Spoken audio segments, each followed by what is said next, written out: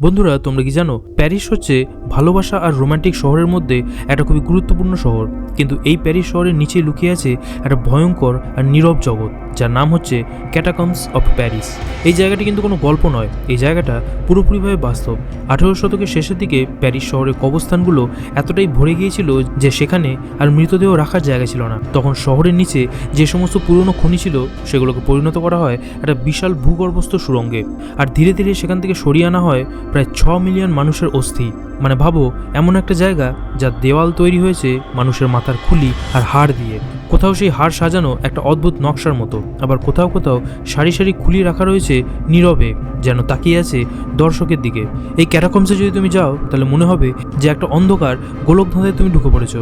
আর বাস্তবেই এটা একটা গোলকধাঁধার থেকেও কম কিন্তু নয়। অনেক মানুষ দাবি করেছেন যে রাতের বেলায় এখানে অশরীরী উপস্থিতি টের পাওয়া যায়। কেউ কেউ বলেছেন যে তারা নাকি এখানে ফিস ফিস শব্দ শুনেছেন, আবার কেউ কেউ বলেছেন যে এখানে নাকি হাঁটা চলার শব্দ শোনা যায়।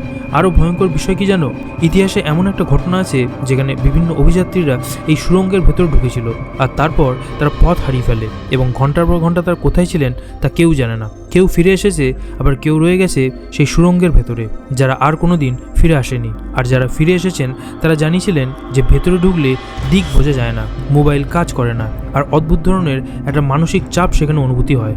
এই ক্যাটাকম্বসের বিভিন্ন অংশে বিপজ্জনক গ্যাস জমে আছে, যার কারণে এখানে বিভিন্ন মানুষের শ্বাসরোধের ঘটনাও ঘটেছে। আজকের দিনে অবশ্য পর্যটকদের জন্য এই ক্যাটাকম্বসের একটা নির্দিষ্ট অংশ খুলে দিয়েছে সরকার, কিন্তু এই ক্যাটাকম্বসের আরও বহু গোপন পথ রয়েছে যেগুলো আজও নিষিদ্ধ। আর আরেকটা অদ্ভুত ব্যাপার হলো, এখানে যারা ছবি তোলেন তারা নাকি বলেন যে তাদের ছবিতে তাদের মুখের পাশে একটা অদ্ভুত ধরনের ছায়া ধরা পড়ে। বিজ্ঞানীরা বলেছেন যে এটা আলো আর ছায়ার খেলা, আর শহরের ইতিহাসের এক ভয়ঙ্কর স্মারক। কিন্তু অনেকেই বিশ্বাস করেন যে এই অস্থিগুলোর আত্মা আজও মুক্তির অপেক্ষায় আছে। এই কারণে রোমান্টিক প্যারিসের শহরে লুকিয়ে থাকা এই অন্ধকার জগৎ আমাদের মনে করিয়ে দেয় একটাই কথা, যে মৃত্যুও কিন্তু একদিন শহরের ইতিহাস আর স্থাপত্যের অংশ হয়ে উঠতে পারে।